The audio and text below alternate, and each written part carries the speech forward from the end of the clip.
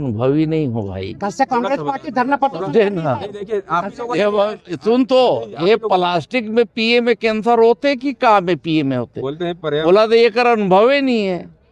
पर्यावरणविद जो बोल रहे हैं अनुभव लूं।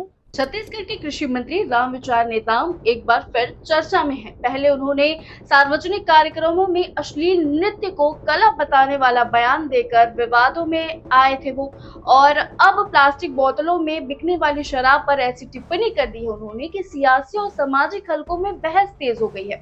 गुरुवार को कामधेनु विश्वविद्यालय दुर्ग के दीक्षांत समारोह में पत्रकारों ने जब मंत्री रामविचार नेताम से पूछा कि प्लास्टिक की बोतल वाली शराब से कैंसर होता है या नहीं, तो उनका जवाब था, कैंसर होता है या नहीं प्लास्टिक की बोतल या कांच की बोतल में मुझे जानकारी नहीं है, अनुभव लूंगा उसके बाद ही कुछ कह पाऊंगा। यानी मंत्री खुद इस मामले में अनुभवी नहीं है, लेकिन अनुभव लेने का प्लान जरूर कर रहे हैं। आपको बता दें, ये बयान ऐसे समय में आए हैं जब राज्य सरकार ने शराब को प्लास्टिक बोतलों में बेचने का फैसला किया है। आपकी राय क्या है? कमेंट सेक्शन में जरूर बताएं और अपडेट्स के लिए वैम छत्तीसगढ़ को सब्सक्राइब करना ना भूलें।